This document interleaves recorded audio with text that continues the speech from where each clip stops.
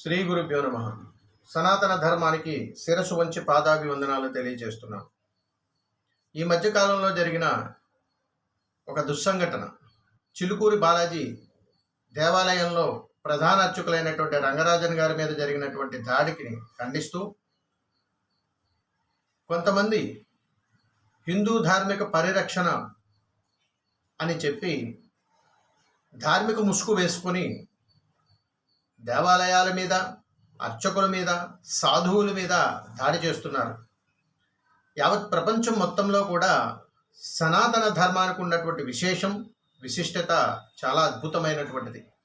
అలాంటి సనాతన ధర్మాన్ని, సనాతన ధర్మం కోసం పాటుపడుతున్నటువంటి వ్యక్తుల్ని తూట్లు పొడిచేటువంటి ప్రయత్నం కొంతమంది హిందూ ముసుగు వేసుకొని ప్రయాణాలు చేస్తున్నారు.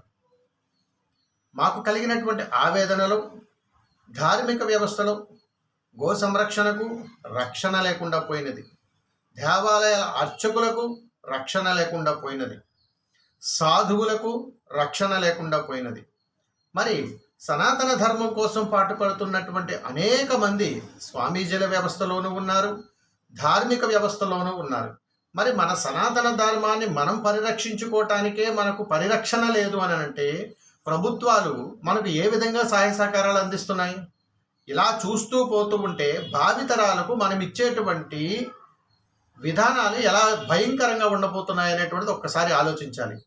దేవాలయంలో అర్చకులకు రక్షణ లేదనంటే నిత్యము మనం పూజించేటువంటి దేవాలయాలకు కూడా రక్షణ కరువవుతుంది అని అంటే భావితరంలో సనాతన ధర్మాన్ని మనం ఎలా పరిరక్షించుకోగలుగుతున్నాం? ప్రభుత్వాలు మారుతున్నాయి, విధానాలు మారటం లేదు. మరి మన ధర్మాన్ని మనం పరిరక్షించుకోవటానికి ఎంతోమంది దోహదపడుతున్నటువంటి ఈ తరుణంలో సనాతన ధర్మం ముసుగు వేసుకొని కొన్ని వ్యవస్థలుగా రూపుదిద్దుకొని దాడులు చేయడం అనేటువంటి దీని వెనకాల ఎవరి హస్తాలు ఉంటున్నాయి అంటే వీరు ధార్మిక వ్యవస్థకు సంబంధించినటువంటి వాళ్ళేనా, లేకపోతే పరాయి మతానికి సంబంధించినటువంటి వాళ్ళ? ఇలా ఆలోచించుకుంటూ పోతే ఒక భయంకరమైనటువంటి విధానం మనకు అర్థమవుతుంది. రానున్నటువంటి రోజుల్లో ప్రతి హిందువుకి ప్రమాదం పొంచి ఉన్నది అనేటువంటి సంకేతాలు అర్థమవుతున్నాయి. అందుకని మన ధర్మాన్ని మనం పరిరక్షించుకోవాలి, మన సంఘటిత శక్తిని మనం తెలియచేసేలా చేయాలి, మనలో ఒక ఐక్యత ఉండాలి. సనాతన ధర్మం కోసం పాటుపడేటువంటి ప్రతి వ్యక్తి కూడా ఐక్యతతో కలిగి ఉండాలి. మన రక్షణ, మన సనాతన ధర్మ పరిరక్షణ మనమే పాటించగలగాలి.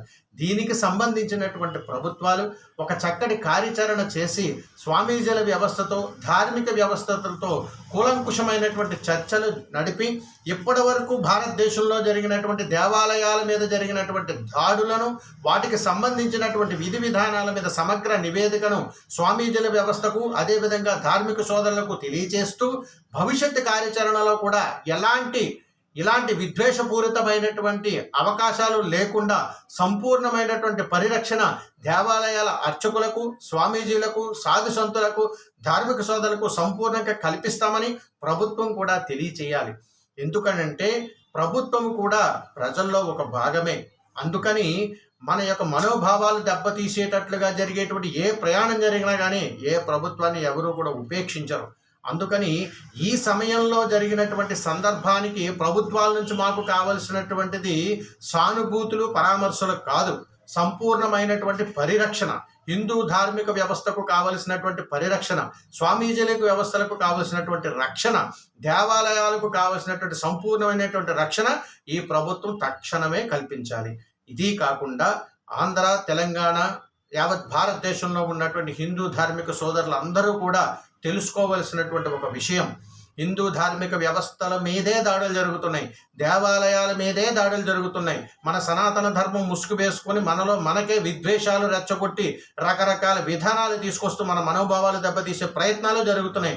అంటే దేశం కోసం, ధర్మం కోసం, సనాతన ధర్మం కోసం బాటుపడుతున్నటువంటి భావితర పౌరులకు, ప్రస్తుతం నడుస్తున్నటువంటి స్వామీజీల వ్యవస్థకు, హిందూ ధార్మిక సోదరులకు బాసటగా నిలబడండి. అంతేగాని ఒంటరిగా మనం ప్రయాణం చేస్తే ఇలాంటి దాడులు ఎన్నెన్నో జరుగుతూనే ఉంటాయి. కాబట్టి సంపూర్ణమైనటువంటి అవగాహనతో, సంపూర్ణమైనటువంటి ఆలోచనతో సనాతన ధర్మాన్ని మనం పరిరక్షించుకోవాలని దేశం కోసం, ధర్మం కోసం ప్రయాణం చేస్తున్నటువంటి ఎంతోమంది మహానుభావులు ఉన్నటువంటి పుణ్యస్థలం ఈ భారతదేశం. అలాంటి భారతదేశంలో ఇలాంటి దుస్సంఘటనలు జరగడం అనేటువంటిది చాలా బాధాకరమైనటువంటి విషయం. ఈ రోజున ఆ దేవాలయంలో జరగవచ్చు, రేపు మీ ఊరు దేవాలయంలోనే జరగవచ్చు. కాబట్టి ఈ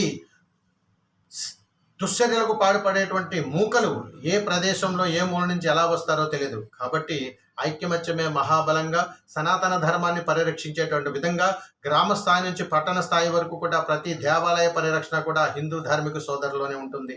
కాబట్టి మన ధర్మాన్ని మనం పరిరక్షించుకోవాలి. ఇలాంటి దుస్సంఘటనలు భవిష్యత్ కార్యాచరణలో జరగకుండా ఉండటం కోసం ప్రభుత్వం తక్షణమే స్పందించి దానికి కారణమైనటువంటి వారిని, దాని వెనకాల ఉన్నటువంటి వారిని అందరినీ కూడా వెంటనే శిక్షించి సనాతన ధర్మానికి సరైనటువంటి న్యాయం చేకూర్చాలని ఆశించడం అనేది. ఇది కాకుండా ఈ మధ్యకాలంలో సనాతన ధర్మం చాలామందికి ఒక ప్యాషన్ అయిపోయినది.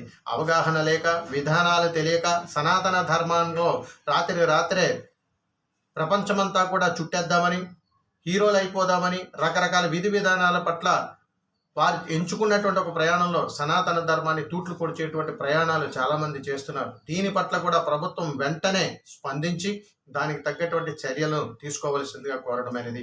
మరియు స్వామీజీల వ్యవస్థ కానీ, హిందూ ధార్మిక వ్యవస్థలు కానీ ఒక చక్కటి కార్యాచరణ సిద్ధం చేసి హిందూ ధార్మిక వ్యవస్థ పట్ల, దేవాలయాల యొక్క పరిరక్షణ పట్ల ప్రభుత్వంతో కూలంకుష చర్చలు నడిపి దీనికి సంబంధించినటువంటి ఒక జీవోను తీసుకొచ్చి నిర్దేశపూరితమైనటువంటి హిందూ ధార్మిక వ్యవస్థలు ఆంధ్ర, తెలంగాణ, యావత్ భారతదేశంలో ఉన్నటువంటి అన్ని రాష్ట్రాల్లో కూడా ఏర్పాటు జరిగినప్పుడు దానికి కావలసినటువంటి మూలాలను, అంశాలను, ఏ విధమైనటువంటి సహాయ సహకార చర్యలు ప్రభుత్వం కల్పిస్తుంది, ఎలాంటి విధానాల ద్వారా ధార్మిక వ్యవస్థలు పనిచేయాలి అనేటువంటి విషయం పైన ఖచ్చితమైనటువంటి ఒక తీర్మానాన్ని తీసుకుని రావాలి.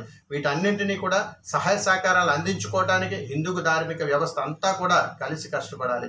మరి ఈ విషయం పట్ల ప్రభుత్వానికి మేము ఇచ్చేటువంటి సలహా కానీ, విన్నపం కానీ ఒకటే, హిందూ ధార్మిక వ్యవస్థ పట్ల భవిష్యత్ కార్యాచరణలో ఇలాంటి పునరావృతం కాకుండా చర్యలు తీసుకుంటారని ఆశించడమైనది. సర్వేజన